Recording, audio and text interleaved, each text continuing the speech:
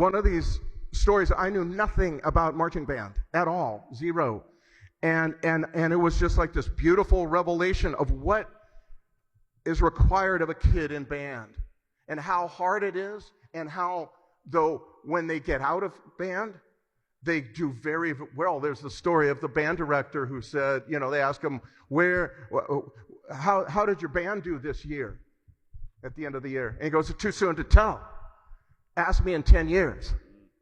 What have the kids done in 10 years? Where are they? And the kids that I interviewed, actually 20 years later, because I was coming on in 2023, and they had most of these kids that graduated in 2003. They were all, teachers. A lot of them were music teachers, but others were gainfully, engineers, a variety of things. Several people had PhDs. It was like this wonderful transformation. Not all of them went into music.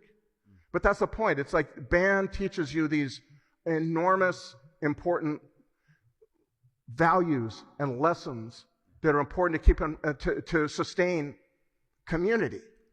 And again, this has hit me very hard, because in this book, Dreamland, I really came to the conclusion that the reason for our drug addiction epidemic was our shredding of community all across the country. In many ways we could go into, and many, many books have been written on this. But when I saw the band as a solution, and the tuba, as a kind of an antidote to the addiction epidemic that we have in our country, in a time of isolation, it teaches collaboration towards a larger goal. In a time of distraction, it teaches they teach focus. Right? It's you see in band, and so it got far away from just the history of the tuba, or really band. It became something what band directors and tuba players have to tell a country that is drenched, drowning, you might even say, in addiction, distraction, isolation, immediate gratification. All of that hit me towards the very end. The last few months, I was talking with my wife, Sheila, who's right here, and we would talk about this idea that there was all this, that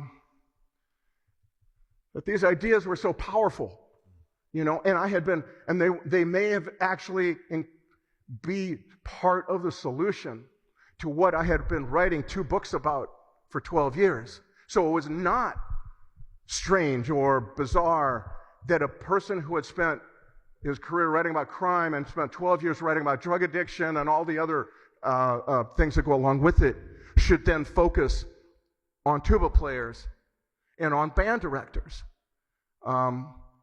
It hit me so hard, and so now people would come up to me and say, Sam, how do I keep when I was giving speeches all across the country, how do I keep my kids away from drugs? And I would say, I had no really good answer for that. I would hug them. I mean, literally, I don't know that's what I would do.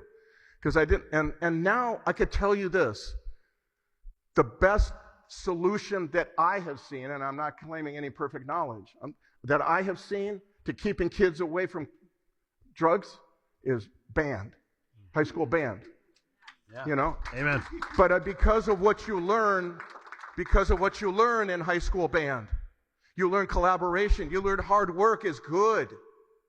Discipline is working hard without expectation of immediate reward, and that's all that corporate America is teaching us now. We live in a time when corporate America has fine-tuned products and tools to assault us, addict us, gambling apps, fast food, video games, all the smart apps, et cetera, et cetera, et cetera, et cetera.